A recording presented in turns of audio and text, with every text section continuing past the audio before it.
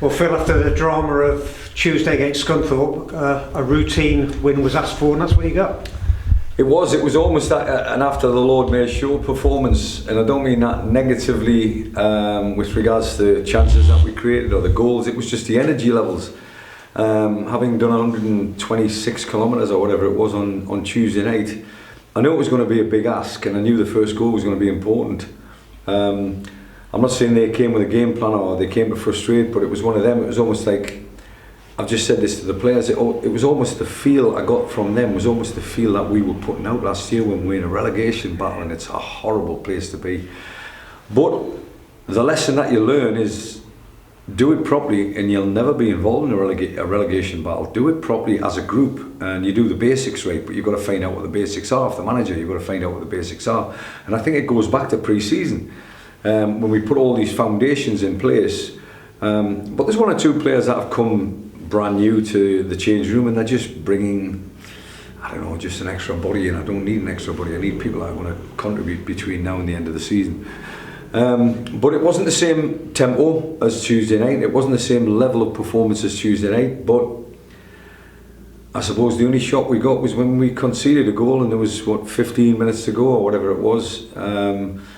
Did they have enough? I don't think they did, unfortunately, but we had enough to go and get another goal, and then, more importantly, it was another hat-trick for Ashley Evans, who's putting a massive statement down to everybody at this club, at the clubs that he's playing against, and to this league in particular, that he's a damn good player, and something that we need to just bring out every so often and polish and let him go and do what he does.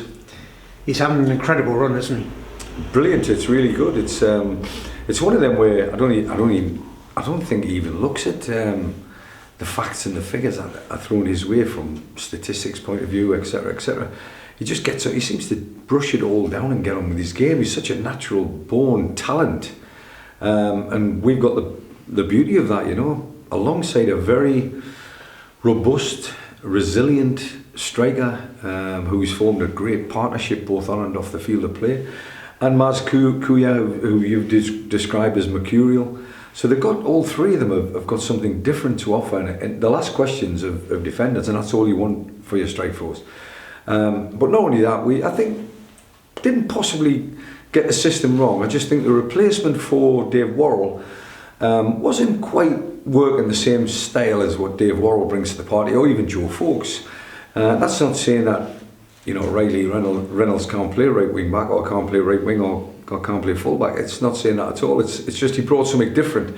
But you can actually see he wants to be in the thick of it. He wants to be in the middle of the park. And when we changed system and we got an immediate response, it was just we were a different team.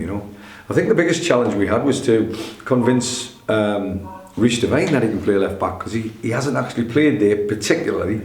Either in pre-season or this season. So there's certain things that I've learned again about the players with 7 games to go, but the main thing is that they're breathing life into this town, into this football club, into me, and they look like they're really enjoying it, which is brilliant news for me. The one downside was Cam Candler going off. Is that a bad one? Again, you're hoping that I think the way you look at the mentality of a group of players, and when they're in the thick of it, sometimes they make rash decisions with the ball or without the ball. But then the moment come along that he felt a sharp pain, and when you feel a sharp pain, it's normally a sign that you've caused yourself a little bit of damage. But he went down straight away. He's a sensible lad.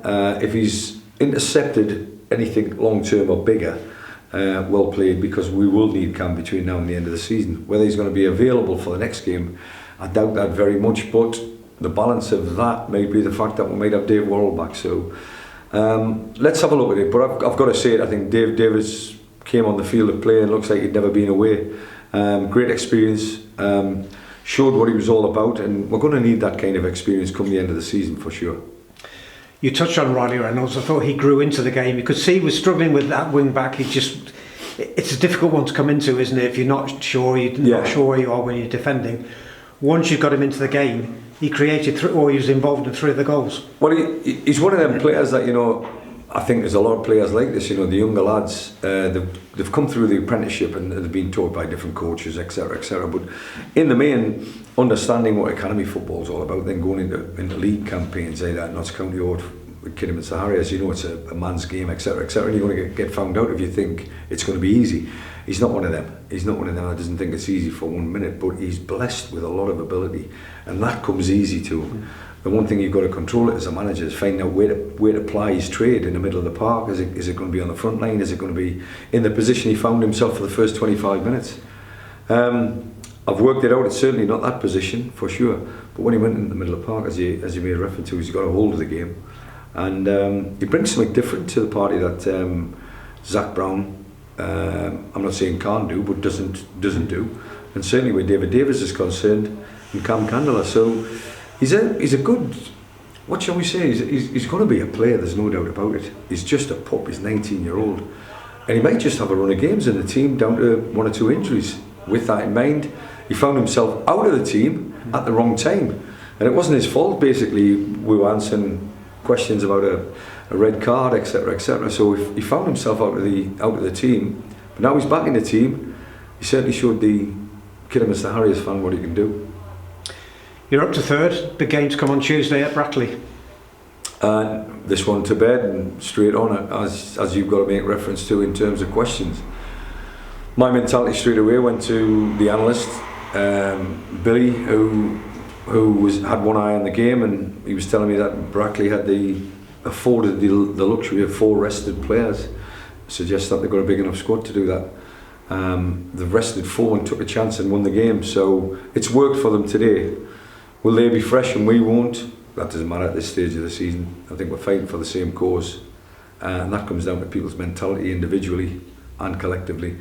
Will we look unfit on Tuesday night? No, it'll just be another Scunthorpe, and we'll show Brackley exactly what we're all about. You know, we can't afford to rest players. We will be at our strongest, and hopefully we'll give them a game, because we'll bring my A game to the party.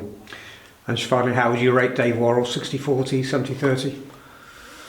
I have been a gambling man, as you well know. Like me horses, I don't know. The way Dave was talking the other day, it could be 75-25. Hopefully in our favour.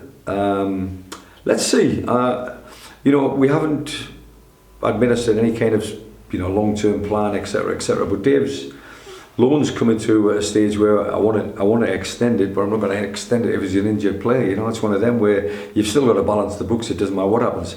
But deadline's approaching quick. So we might be doing a bit of business between now and Brackley, and certainly we're doing a business maybe after Brackley, before the window closes. So let's see and hope that one of them will be Dave Worrell coming into the camp and fit for Tuesday. Thank you. Got to touch on Ben Beresford.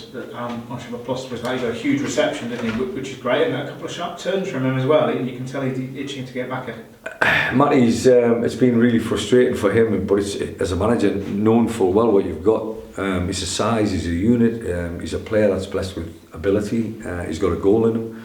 All of these things are something that you want on the field of play, but at the same time he came on the field of play and replaced Amari Morgan-Smith.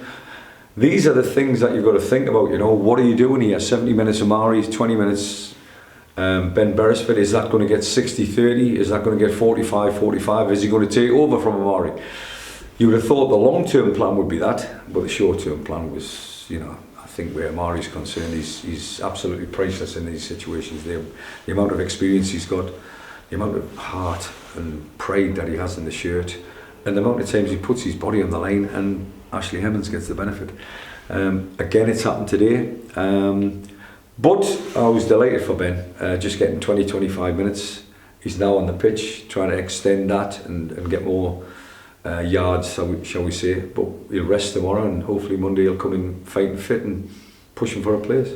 The numbers were good today, and the numbers will be good on Tuesday as well, won't they? It's not a long trip, and fans will be right up for this one. So 100%. I'll be very surprised if we don't turn up.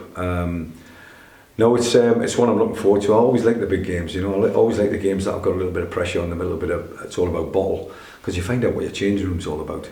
And I think I've got a good change room at this moment in time. The change room is bursting with energy, breathing life into me, into Kidderminster Harriers, into themselves and into performance, and hopefully that carries on Tuesday.